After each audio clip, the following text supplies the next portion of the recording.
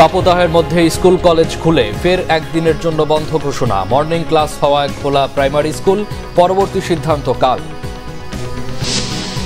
কোন চাপে নির্বাচন এসেছিল জানাতে হবে জাতীয় পার্টির চেয়ারম্যানকেই। পাকিস্তানের প্রধানমন্ত্রীর প্রশংসায় লজ্জা পাওয়া উচিত বিএনপির, বলেছেন ওবায়দুল কাদের। তলে তলে সম্পর্ক থাকায় পাকিস্তানের প্রশংসায় খুশি সরকার। লুটপাট ফাঁসের ভয়ে বাংলাদেশ ব্যাংকে সাংবাদিক ঢোকায় নিষেধাজ্ঞা, বলছে বিএনপি। পার্সোনাল ডেটা সিকিউরিটি আইনের মাধ্যমে আরেকটি নিয়ন্ত্রণমূলক আইনের আশঙ্কা টিআইবির। একটি স্বাধীন কমিশন গঠনের প্রস্তাব। দেখছিলেন বিআরবি কেবল সংবাদ শিরোনাম, এবার বিস্তারিত। চলমান তাপ প্রবাহের কারণে ঢাকা, রাজশাহী, চুয়াডাঙ্গা, যশোর ও খুলনা জেলার সব মাধ্যমিক স্কুল, কলেজ, মাদ্রাসা ও কারিগরি শিক্ষা প্রতিষ্ঠান আগামীকাল সোমবার বন্ধ থাকবে। স্বাস্থ্য মন্ত্রণালয় ও আবহাওয়া অধিদপ্তরের পরামর্শে শিক্ষা মন্ত্রণালয় এই সিদ্ধান্ত ঘোষণা করেছে। তবে এসব এলাকার যেসব প্রতিষ্ঠানে শীতাতপ নিয়ন্ত্রণ ব্যবস্থা রয়েছে সেসব শিক্ষা প্রতিষ্ঠানের কর্তৃপক্ষ চাইলে স্কুল কলেজ খোলা রাখতে পারবে। তীব্র তাপদাহের কারণে রোজা এবং ঈদের ছুটির পর শিক্ষা প্রতিষ্ঠানের ছুটির মেয়াদ বাড়ানো হয়। রবিবারই প্রথম খুলে দেওয়া হয় সব শিক্ষা প্রতিষ্ঠান। একদিন না যেতেই এলো 5টি জেলায় মাধ্যমিক ও উচ্চ মাধ্যমিক শিক্ষা প্রতিষ্ঠান বন্ধের ঘোষণা। তবে 5 জেলা বাদে অন্য জেলার শিক্ষা প্রতিষ্ঠান সোমবার খোলা থাকবে। তবে সকল ক্লাস মর্নিং শিফটে হওয়ায় প্রাথমিক বিদ্যালয় খোলা থাকবে বলে জানিয়েছে প্রাথমিক ও গণশিক্ষা মন্ত্রণালয়। এ বিষয়ে কাল সোমবার পরবর্তী সিদ্ধান্ত জানানো হবে। এদিকে শিক্ষামন্ত্রী মহিবুল হাসান চৌধুরী বলেছেন, এখনকার তাপমাত্রা বাংলাদেশের সর্বোচ্চ তাপমাত্রা নয়। এই অবস্থায় সকল স্কুল বন্ধ রাখা যুক্তিযুক্ত নয় বলে মনে করেন তিনি। বিকেলে জাতীয় প্রেস ক্লাবে বাংলাদেশ কলেজ বিশ্ববিদ্যালয় শিক্ষক সমিতি আয়োজিত এক গোলটেবিল বৈঠকে অংশ নেন শিক্ষামন্ত্রী। পরে তিনি সাংবাদিকদের জানান, যেসব জেলায় তাপমাত্রা 42 ডিগ্রি সেলসিয়াসের বেশি সেসব জায়গার জন্য আলাদা নির্দেশনা রয়েছে। পাশের দেশ ভারতে এদেশের চেয়ে বেশি তাপমাত্রায় শিক্ষা প্রতিষ্ঠান খোলা রাখার নজির তুলে ধরেন তিনি। ঢাকা মহানগরীর তাপমাত্রা দিয়ে সারা দেশের তাপমাত্রা বিচার করা ঠিক হবে না, এমন মন্তব্য তার। বর্তমানে আমাদের দেশের যে তাপমাত্রা, এটা বাংলাদেশের ইতিহাসের সর্বোচ্চ তাপমাত্রা নয়। তো সুতরাং এইবার কেন এত আলোচনা হচ্ছে বিদ্যালয় বন্ধ রাখার জন্য, সেটা আমাদের ভাবতে হবে যে বিদ্যালয় বন্ধ রেখে আমরা আসলে কি অর্জন করব। তার মানে কি এই শিক্ষার্থীরা কি ঘরে থাকবে, সেটাও তো আমরা দেখছি না। আর এই মুহূর্তে আমাদের আবহাওয়া অধিদপ্তরের যে পূর্বাভাস, রাজধানী ঢাকার যে তাপমাত্রা সেটার সাথে তো আমি সারা দেশের তাপমাত্রা মেলাতে পারি না। এই মুহূর্তে 40 পর্যন্ত ওঠার সম্ভাবনা আছে হচ্ছে 5টি জেলায়। বাকি সেই আমাদের 64 জেলার মধ্যে, এই আমাদের এতগুলো জেলার মধ্যে যে আপনার 5টি মাত্র জেলায় সেখানে মানে পূর্বাভাস হচ্ছে 40-এর ঘরে পৌঁছানোর। সেক্ষেত্রে সকল বিদ্যালয় বন্ধ করে রাখাটা তো যুক্তিযুক্ত নয়। এদিকে গরমের তীব্রতা না কমায় রবিবার সকাল থেকে 6ষ্ঠ দফায় 72 ঘন্টার হিট অ্যালার্ট জারি করেছে আবহাওয়া অধিদপ্তর। 2রা মে থেকে বৃষ্টির সম্ভাবনা থাকলেও চলমান এই তাপপ্রবাহ আরও 3 থেকে 4 দিন থাকার তথ্যও জানায় সংস্থাটি। শুভ মাহফুজের রিপোর্টে বিস্তারিত। সারা দেশে টানা 26 দিনের মতো বইছে তাপপ্রবাহ। এরই মধ্যে যা ভেঙেছে 76 বছর আগের রেকর্ড। তীব্র এই তাপদাহে ওষ্ঠাগত জনজীবন, অসহনীয় গরমে এরই মধ্যে কয়েক দফা জারি করা হয়েছে হিট অ্যালার্ট। তবুও প্রয়োজনের তাগিদে গরম উপেক্ষা করে বাইরে বের হতে হচ্ছে প্রায় সবারই। আমার প্রাইভেট চাকরি, যেতেই হবে, না গিয়ে উপায় নাই। রোদের তাপমাত্রা অনেক বেশি, গরমের জন্য ক্লাস করতে খুব বিষণ্ণ লাগতেছে। ভোগান্তির মাত্রা আর কি চরমে পৌঁছে গেছে। এই গরমের মধ্যে মুভমেন্ট করাই না, তারপরও বাচ্চাদের স্কুলে যাওয়াটা, এটা এই সিদ্ধান্তটা কেন নিয়েছে এটা আমার কাছে ভালো মনে হয় না। কারণ আল্লাহ আমাদের উপরে রাগ করে আছে, না হলে এই যে আপনার ইস্তেহাক আপনার নামাজ পড়েছে অনেক শায়েখ, অনেক হুজুর, বৃষ্টির তো কোনো পেলাম না। অসহনীয় তাপপ্রবাহে সবচেয়ে বেশি ভোগান্তি নিম্ন আয়ের মানুষদের। তাই গরমের তীব্রতা উপেক্ষা করে পেটের তাগিদে ঘর থেকে বের হচ্ছে এইসব খেটে খাওয়া মানুষ। কেমনি বাঁচবে, কেমনি কি করে চলবে তাকেও তো বলতে পারছে না। এরকম ভাবে চললে তো মানুষ আর রাস্তায় বেরোতে পারবে না। গাড়ি করে চালাইতে না, গাড়ি সাইড করে ধুয়েছে যাইতেন, আর তো কিছু করার নাই। স্বাভাবিক সময় মনে করেন ইনকাম 1500-1800 এরকম পাই। এখন তো মনে করেন যে গাড়ির বসা ইনকাম হবে কই থেকে। 2 মে থেকে তাপমাত্রা কমার আভাস দিয়ে আবহাওয়া অফিস বলছে, চলমান তাপপ্রবাহ অপরিবর্তিত থাকবে কমপক্ষে আরও 3 দিন। এখন পর্যন্ত কোনো সুখকর খবর নাই যে বৃষ্টিপাত, ওরকম বৃষ্টিপাত বা কালবৈশাখী ঝড়ে বা তাপমাত্রা কমা। তবে এ মাস পরে, অর্থাৎ আমরা যদি দেখছি যে মে মাসের 2 তারিখ থেকে তাপমাত্রাটা অনেকটা কমার সম্ভাবনা আছে। তবে তাপপ্রবাহ একেবারে চলে যাবে এরকম বলার সুযোগ নেই। তবে এটা নির্ভর করবে আসলে ওই সময়টাতে বৃষ্টিপাত কিরকম হচ্ছে এবং কোন এলাকায় বৃষ্টিপাত হচ্ছে এর উপরে নির্ভর করবে। বাতাসে জলীয় বাষ্পের পরিমাণ বেড়ে যাওয়ার কারণে গরমে বেশি অস্বস্তি বোধ হচ্ছে বলেও জানায় আবহাওয়া অফিস। শুভ মাহফুজ, বাংলা ভিশন, ঢাকা। জাতীয় নির্বাচনে কোনো বিদেশি শক্তির প্রভাব ছিল না। কোন চাপে জাতীয় পার্টি নির্বাচনে এসেছে তা দলটিকে পরিষ্কার করতে হবে বলেছেন আওয়ামী লীগের সাধারণ সম্পাদক ওবায়দুল কাদের। বাংলাদেশকে নিয়ে পাকিস্তানের প্রধানমন্ত্রীর বক্তব্যে বিএনপির লজ্জা পাওয়া উচিত বলেও মন্তব্য তার। তাইমুর রশিদের রিপোর্ট। বঙ্গবন্ধুর দ্বিতীয় পুত্র শহীদ শেখ জামালের ৭১তম জন্মদিনে বনানীতে তার কবরে শ্রদ্ধা জানায় আওয়ামী লীগ। শ্রদ্ধা জানানো হয় ঢাকা মহানগর উত্তর ও দক্ষিণ আওয়ামী লীগ, যুবলীগ, স্বেচ্ছাসেবক লীগ সহ দলের বিভিন্ন অঙ্গ ও সহযোগী সংগঠনের পক্ষেও। পরে সাংবাদিকদের সাথে আলাপে আওয়ামী লীগের সাধারণ সম্পাদক ওবায়দুল কাদের বলেন, বঙ্গবন্ধুর পরিবারকে নিশ্চিহ্ন করতেই ৭৫-এর ১৫ আগস্টের হত্যাকাণ্ড। অভিযোগ করেন খুনিদের মদদ দিয়েছে জিয়া মুশতাক চক্র। এর মধ্য দিয়ে দেশে হত্যা, কু ও ষড়যন্ত্রের রাজনীতি শুরু হয়। পাকিস্তানের সঙ্গে তো প্রীতি তাদের, বন্ধুত্ব তাদের। সেই পাকিস্তানও আজ বাংলাদেশের উন্নয়ন দেখতে পায়। একসময় বোঝা ভাবত, এখন লজ্জিত হচ্ছে। এতে রিজভিদেরই লজ্জা পাওয়া উচিত, কারণ তারা বাংলাদেশের উন্নয়ন দেখতে পায় না, কালো চশমা পরে। ৭ জানুয়ারি নির্বাচন নিয়ে জাতীয় পার্টির চেয়ারম্যান জিএম কাদেরের সমালোচনারও জবাব দেন তিনি। বাংলাদেশে ৪২% লোক ভোট দিয়েছে। ভোটের দিন খুন খারাপি কোনো কিছুই হয়, ফ্রি অ্যান্ড ফেয়ার ইলেকশন হয়েছে। এখানে কোনো বিদেশি শক্তির চাপ ছিল, আমরা কোনো চাপ অনুভব করিনি। তিনি কোন কারণে, কার চাপে ইলেকশনে এসেছেন সেটা তাকেই পরিষ্কার করে বলতে। উন্নয়ন ও অগ্রগতির ধারা কেউ রুখতে পারবে না বলেও মন্তব্য করেন ওবায়দুল কাদের। বাংলাদেশে তাইমুর রশিদ, বাংলা ভিশন, ঢাকা। যে পাকিস্তানের কথা শুনলে আওয়ামী লীগ গোসল করে কয়েকবার, সেই পাকিস্তান একটু প্রশংসা করছে, সেটা এখন তারা জোর গলায় প্রচার করছে। মন্তব্য বিএনপির সিনিয়র যুগ্ম মহাসচিব রুহুল কবির রিজভীর। তিনি বলেন, সরকার অবৈধ, ক্ষমতায় থাকার জন্য তলে তলে সবার সাথে সম্পর্ক রাখে তারা। বিএনপির চেয়ারপারসন বেগম খালেদা জিয়া সহ কারাবন্দী নেতাকর্মীদের মুক্তির দাবিতে সাবেক ছাত্রদল ও স্বেচ্ছাসেবক দলের নেতৃবৃন্দের উদ্যোগে নয়াপল্টনের কেন্দ্রীয় কার্যালয় থেকে মিছিল বের করে নেতাকর্মীরা। মিছিল শেষে সংক্ষিপ্ত সমাবেশে দলের সিনিয়র যুগ্ম মহাসচিব রুহুল কবির রিজভী বলেন, জাতীয়তাবাদী শক্তির লোকজন যারা সত্যের পথে কথা বলে তারা আজ কারাগারে। যারা ব্যাংক ডাকাতি করছে, লুটপাট করছে, তারা সবাই ক্ষমতাসীন দলের লোকজন, এটা প্রমাণিত। তাদের দুর্নীতি, লুটপাট লুকিয়ে রাখতেই বাংলাদেশ ব্যাংকে সাংবাদিক প্রবেশে নিষেধাজ্ঞা দিয়েছে সরকার।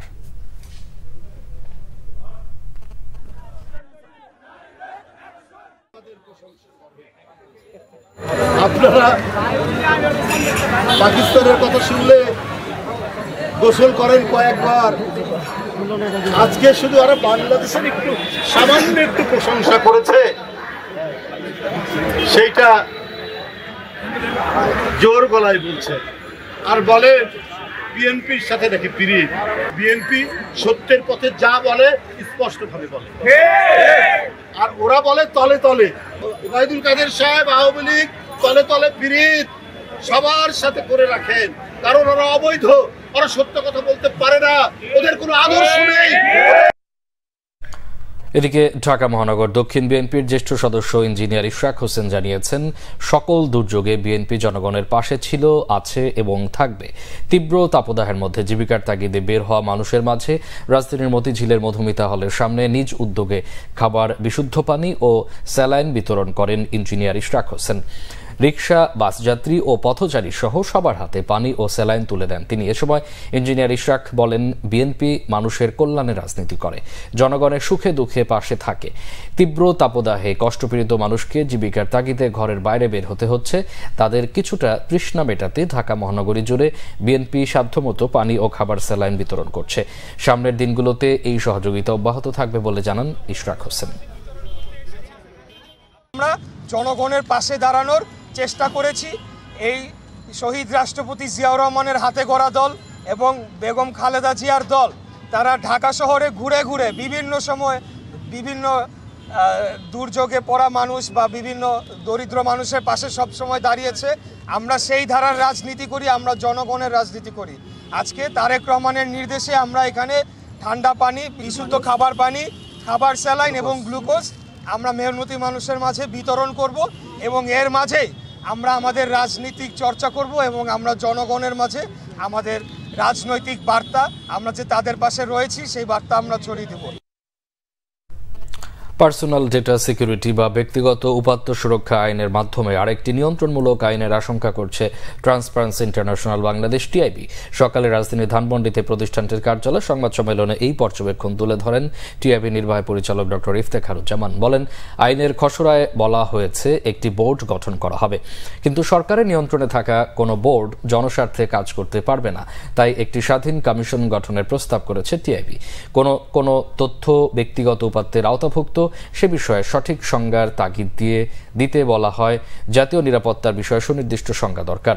সংবাদ সম্মেলনে বলা হয়, জাতীয় নিরাপত্তার কথা বলে কারো ব্যক্তিগত তথ্যে হস্তক্ষেপ করতে হলে সেটিও আইনের মাধ্যমেই করতে হবে। যে কোনো দেশে আসলে জাতীয় নিরাপত্তা, রাষ্ট্রীয় স্বার্থে তথ্যের প্রতি অ্যাক্সেস কর্তৃপক্ষের থাকাটা স্বাভাবিক। এটাকে অস্বীকার করার এই অধিকার আমরা রাষ্ট্রকে বঞ্চিত করতে চাইব না, সরকারকে বঞ্চিত করতে চাইব না। কিন্তু সেটাও কিন্তু একটা সীমারেখার মধ্যে হতে হয় এবং নজরদারি, একটা বিচারিক নজরদারির উপর ভিত্তি করে সেই জিনিসটি আমরা চাচ্ছি।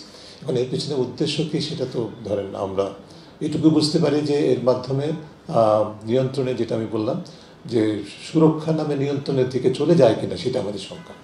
আমরা চাই আইনের মাধ্যমে কমিশন থাকুক এবং কমিশনের এবং আইনে সুনির্দিষ্টভাবে উল্লেখিত থাকুক যেটা সরকারের নিয়ন্ত্রণের বাইরে থাকবে। তখন আমরা তার উপর ভিত্তি করে বলতে পারবো যে এটা তো সরকারের নিয়ন্ত্রণের বাইরে থাকার কথা, এটা স্বাধীন হওয়ার কথা, কেন হচ্ছে না। কর ব্যবস্থাপনায় অবকাঠামোগত সমস্যা ও রাজস্ব বোর্ডের প্রশাসনিক দুর্বলতার কারণে জিডিপিতে ভ্যাট ট্যাক্সের অবদান বাড়ছে না, এমন মত অর্থনীতিবিদদের। এজন্য দ্রুতই এই খাতে সংস্কারের তাগিদ দেন তারা। বিকেলে ইনস্টিটিউট অব চার্টার্ড অ্যাকাউন্ট্যান্টসের আয়োজনে এই সভায় ট্যাক্সের হার না বাড়িয়ে রাজস্ব আদায়ের পরিসর বাড়ানোর পরামর্শ দেওয়া হয়। জোর দেওয়া হয় পরোক্ষ কর কমিয়ে প্রত্যক্ষ কর বাড়ানোর। মাইনুল শোভনের রিপোর্ট। চলতি অর্থ বছরে 4 লাখ কোটি টাকা রাজস্ব আদায়ের লক্ষ্যমাত্রা নির্ধারণ করে সরকার, কিন্তু ফেব্রুয়ারি পর্যন্ত রাজস্ব আদায়ের পরিমাণ 2.25 কোটি টাকার কিছু বেশি। লক্ষ্যমাত্রা অর্জনে 4 মাসে আদায় করতে হবে আরও 1,83,000 কোটি টাকা। এমন প্রেক্ষাপটে ইনস্টিটিউট অব চার্টার্ড অ্যাকাউন্ট্যান্টসের আয়োজনে আসছে অর্থ বছরে ভ্যাট ট্যাক্স নীতিমালার বিষয়ে এ সভায় সবার কণ্ঠেই উঠে আসে রাজস্ব আদায়ে এনবিআরের দুর্বলতার কথা। দেশে অস্বাভাবিক মূল্যস্ফীতির পেছনে পরোক্ষ করের ভূমিকাকে দায়ী করেন বক্তারা। সেই সাথে পরামর্শ দেন আয়কর আদায়ে আরও মনোযোগী হওয়ার। আমরা ইনডাইরেক্ট ট্যাক্সের দিকে ঝুঁকে যাচ্ছি। তা আমরা যখন এই ইনডাইরেক্ট ট্যাক্সের দিকে ঝুঁকে যাওয়া মানেই হচ্ছে আমি কন্ট্রাডিক্ট করছি যে আমি মূল্যস্ফীতি কমাবো। ট্যাক্স রেট বাড়ানোর কোনো দরকার নেই কোথাও সত্যিকারের অর্থে, এক্সেপ্ট ইম্পোজিশন অফ ট্যাক্সেস। আমাদের যে ট্যাক্স রেট আছে আমরা হিসাব করে রিসার্চ করে দেখেছি যে ট্যাক্স এফিসিয়েন্সি ইজ 1/3, অর্থাৎ আরও 3 গুণ ট্যাক্স কালেকশন হতে পারে from the same tax rate যদি আমাদের ট্যাক্স অ্যাডমিনিস্ট্রেশনটা এফিসিয়েন্ট হতো। আলোচকরা বলেন, দেশে জিডিপি বাড়লেও সে অনুপাতে রাজস্ব আদায় বাড়ছে না। এক্ষেত্রে নেপাল ও পাকিস্তানের চেয়েও পিছিয়ে আছে বাংলাদেশ। এ স্বীকারোক্তি খোদ সাবেক পরিকল্পনা প্রতিমন্ত্রীর।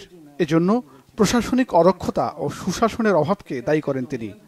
ট্যাক্স জিডিপি রেশিও এখন বাংলাদেশের 7.8%, সেই পাকিস্তানেরও হলো এখন 10.4%, ভারত 11.7%। আমাদের কুড়ে খাচ্ছে, অর্থাৎ এনবিআরকে বা আইআরডিকে, ইন্টারনাল রিসোর্স ডিভিশনকে আমরা কিন্তু পরিবর্তন ঘটাইতে পারলাম না।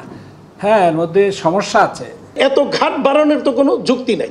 গত এক দুই বছরে বহু টাকা অনুৎপাদনশীল খাতে বা দেশের বাইরে চলে গেছে, যেটার ভার আমাদেরকে এখন বহন করতে হচ্ছে। সেবামূলক খাতে ট্যাক্সের হার কমানোর পক্ষে মত অর্থনীতিবিদদের। মাইনুল শোভন, বাংলা ভিশন, ঢাকা।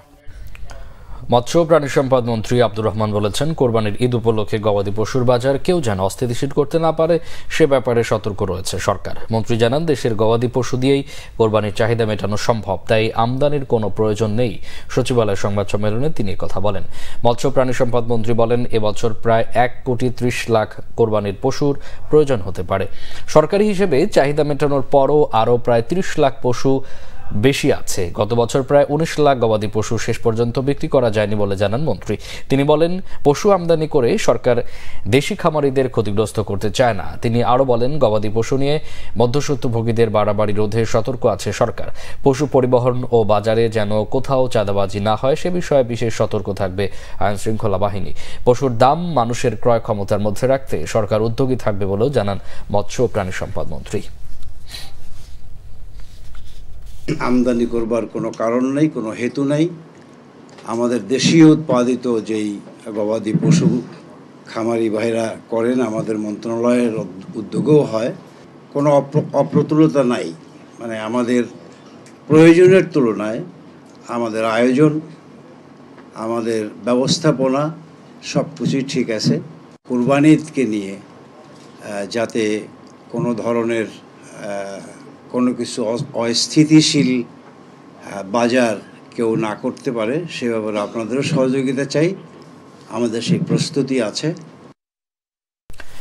তীব্র তাপদাহে স্বস্তি দিতে রিক্সা চালকদের মাঝে ছাতা ও খাবার স্যালাইন বিতরণ শুরু করেছে ঢাকা উত্তর সিটি কর্পোরেশন। এই কর্মসূচির আওতায় উত্তর সিটির প্রায় 33,000 বৈধ রিক্সা চালককে সব উপকরণ দেওয়া হবে।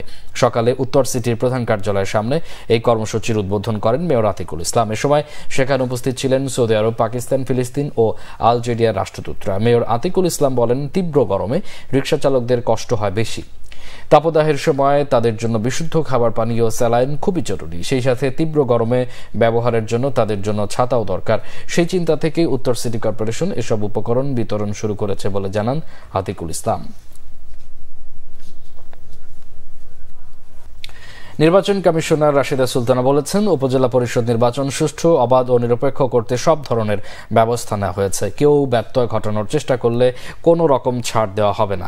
এদিকে উপজেলা পরিষদ নির্বাচনে নিরাপত্তা আরও জোরদার করা হয়েছে বলে জানিয়েছেন নির্বাচন কমিশনার মোহাম্মদ আলমগীর। দুপুরে গাইবান্ধায় উপজেলা প্রশাসকের সম্মেলন কক্ষে জেলার কর্মরত প্রিন্ট ও ইলেকট্রনিক মিডিয়া সাংবাদিকদের সাথে মত বিনিময় করেন নির্বাচন কমিশনার রাশিদা সুলতানা।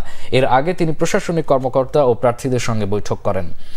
বলেন, গত জাতীয় সংসদ নির্বাচন সবার কাছে গ্রহণযোগ্য ও প্রশংসিত হয়েছে, তাই উপজেলা নির্বাচনেও একই ধারায় একটি দৃষ্টান্তমূলক নির্বাচন অনুষ্ঠানের সিদ্ধান্ত নিয়েছে কমিশন। এদিকে উপজেলা নির্বাচন উপলক্ষে গোপালগঞ্জের জেলা প্রশাসকের সম্মেলন কক্ষে আইন শৃঙ্খলা পরিস্থিতি বিষয়ক মত বিনিময় সভায় যোগ দেন নির্বাচন কমিশনার মোহাম্মদ আলমগীর। তিনি বলেন, উপজেলা পরিষদ নির্বাচনে সেনাবাহিনীর সঙ্গে অন্যান্য আইন শৃঙ্খলা বাহিনীর সদস্য মোতায়েন থাকবে। এর আগে দুপুরে টুঙ্গিপাড়ায় জাতির পিতা বঙ্গবন্ধু শেখ মুজিবুর রহমানের সমাধিতে শ্রদ্ধা নিবেদন করেন ইসি মোহাম্মদ আলমগীর। সবশেষে আরো কিছু খবর নিয়ে এবার দেখুন একটি ডেস্ক রিপোর্ট। সাতক্ষীরা সদর উপজেলার আলীপুর ইউনিয়ন পরিষদ নির্বাচনে জেলা বিএনপির সদ্য বহিষ্কৃত যুগ্ম আহ্বায়ক আলহাজ মোহাম্মদ আব্দুর রউফ আবারও চেয়ারম্যান নির্বাচিত হয়েছেন। এ নিয়ে টানা ষষ্ঠবারের মতো তিনি চেয়ারম্যান নির্বাচিত হলেন। বিষয়টি নিশ্চিত করেছেন সদর উপজেলার রিটার্নিং অফিসার মেহেদী হাসান। ময়মনসিংহের ধোবাউড়া ও হালুয়াঘাটে উপজেলা ও পৌর বিএনপি এবং সহযোগী সংগঠনের আলাদা দুইটি প্রতিনিধি সভা হয়েছে। ময়মনসিংহ উত্তর জেলা বিএনপির আহ্বায়ক অধ্যাপক এনায়েতুল্লাহ কালামের সভাপতিত্বে হালুয়াঘাটে এবং ময়মনসিংহ উত্তর জেলা বিএনপির সদস্য আলহাজ মফিজউদ্দিনের সভাপতিত্বে ধোবাউড়ায় প্রতিনিধি সভা হয়। এতে বক্তব্য রাখেন বিএনপির সাংগঠনিক সম্পাদক সৈয়দ ইমরান সালেহ প্রিন্স। নানা আয়োজনে নড়াইলে উদযাপিত হয়েছে জাতীয় আইনগত সহায়তা দিবস। জেলা জজ আদালত চত্বরে দিবসের উদ্বোধন করেন সিনিয়র জেলা ও দায়রা জজ এবং জেলা লিগ্যাল এইড কমিটির চেয়ারম্যান আলমাজ হোসেন মৃধা। পরে বের করা একটি র্যালি শহরের প্রধান সড়ক ঘুরে জেলা শিল্পকলা একাডেমিতে গিয়ে শেষ হয়। তীব্র তাপদাহে জনজীবনে স্বস্তি দিতে কাউন্সিলর চিত্তরঞ্জন দাসের উদ্যোগে টানা চতুর্থ দিনের মতো বিশুদ্ধ ঠান্ডা পানি ও খাবার স্যালাইন বিতরণ করা হয়েছে রাজধানীর সবুজবাগে ৫ নম্বর ওয়ার্ডের প্রধান সড়কে। আগামী ৩০ এপ্রিল পর্যন্ত এই কার্যক্রম চলবে বলে জানান কাউন্সিলর চিত্তরঞ্জন দাস। জানান, প্রধানমন্ত্রী শেখ হাসিনা, মেয়র ব্যারিস্টার শেখ ফজলে নূর তাপস ও জলবায়ু ও পরিবেশ মন্ত্রী সাবের হোসেন চৌধুরী এমপির নির্দেশনায় নিজ অর্থায়নে প্রতিদিন 5,000 মানুষকে এই উপহার দেয়া হচ্ছে। মেডিকেল ট্যুরিজমে সহায়তা দিতে মাস্টার কার্ডের সহযোগিতায় ইস্টার্ন ব্যাংক পিএলসি ইবিএল দেশে প্রথমবারের মতো একটি প্রিপেইড কার্ড চালু করেছে। ভারতের চিকিৎসা প্রত্যাশী বাংলাদেশি নাগরিকরা এই কার্ড ব্যবহারে বিশেষভাবে উপকৃত হবেন। নতুন এই দ্বৈত কারেন্সি কার্ডধারীরা ভারতের দিল্লি, চেন্নাই, মুম্বাই, বেঙ্গালুরু, পুনে, আহমেদাবাদ, জয়পুর ও লখনৌয়ের 120টির বেশি হাসপাতালে যে কোনো পরিমাণ বিলের ওপর 10% ছাড় পাবেন। এই কার্ডধারীরা সৌজন্যমূলক দাঁত ও চোখ চেক আপ, ভারতে অবস্থানকালে একদিনের জন্য আগ্রার তাজমহল ভ্রমণ অথবা সিটি ট্যুর সুবিধার পাশাপাশি ভারতে সৌজন্যমূলক এয়ারপোর্ট ট্রান্সফার এবং মাস্টারকার্ড ফ্লাইট ডিলে পাসের সুবিধা পাবেন। অনুষ্ঠানে মাস্টারকার্ড দক্ষিণ এশিয়ার প্রধান পরিচালন কর্মকর্তা বিকাশ ভার্মা, ইবিএল এর অতিরিক্ত ব্যবস্থাপনা পরিচালক আহমেদ শাহিন সহ ঊর্ধ্বতন কর্মকর্তারা উপস্থিত ছিলেন। স্টাডি সলিউশন হাতে নিয়েছে একটি ব্যতিক্রমী ধর্মী প্রজেক্ট গ্র্যাজুয়েট 500। এই প্রজেক্টের ব্র্যান্ড অ্যাম্বাসেডর হিসেবে কাজ করছেন বাংলাদেশের প্রথম T20 ক্যাপ্টেন শাহরিয়ার নাফিস। এই প্রজেক্টের মাধ্যমে 500 স্টুডেন্ট পাবে guarantee scholarship, IELTS রেজিস্ট্রেশনে 100% cashback, international air ticket জেতার সুযোগ সহ ইমিগ্রেশন লয়ার দ্বারা স্টুডেন্ট ফাইল প্রসেস করার সুবর্ণ সুযোগ। যাদের IELTS নেই তাদের জন্যও থাকছে MOI দিয়ে গ্র্যাজুয়েট 500 প্রজেক্টের মাধ্যমে UK, অস্ট্রেলিয়া, কানাডা ও USA-তে স্টাডির সুযোগ। ইলেকট্রিক অ্যান্ড ইলেকট্রনিক্স পণ্য প্রস্তুতকারক খাতে গ্রিন ফ্যাক্টরি অ্যাওয়ার্ড 2023 পেয়েছে ওয়ালটন হাইটেক ইন্ডাস্ট্রিজ পিএলসি। শ্রম ও কর্মসংস্থান মন্ত্রণালয়ের নীতিমালার আওতায় অপরিহার্য প্রতিপালন, পরিবেশগত প্রতিপালন, প্রাতিষ্ঠানিক প্রতিপালন ও উদ্ভাবনী কার্যক্রম বিবেচনা করে ওয়ালটনকে এই অ্যাওয়ার্ড দেয়া হয়েছে। রাজধানীর বঙ্গবন্ধু আন্তর্জাতিক সম্মেলন কেন্দ্রে শ্রম ও কর্মসংস্থান সচিব মোহাম্মদ মাহবুব হোসেনের সভাপতিত্বে অনুষ্ঠানে প্রধান অতিথি ছিলেন স্পিকার ডক্টর শিরিন শারমিন চৌধুরী। পুরস্কারটি গ্রহণ করেন ওয়ালটন হাইটেক ইন্ডাস্ট্রিজ পিএলসির additional managing director Eva Rizwana Nilu. ওয়ালটনের senior executive director Sharif Harunur Rashid সনিও উপস্থিত ছিলেন এ সময়। অনুষ্ঠানে বিশেষ অতিথি ছিলেন শ্রম ও কর্মসংস্থান প্রতিমন্ত্রী বীর মুক্তিযোদ্ধা নজরুল ইসলাম চৌধুরী ও আন্তর্জাতিক শ্রম সংস্থা ILO বাংলাদেশের country director Tuomo Poutiainen. Bangla vision news desk. সংবাদ শেষ করব বিআরবি কেবল শিরোনামগুলো আরেকবার জানিয়ে।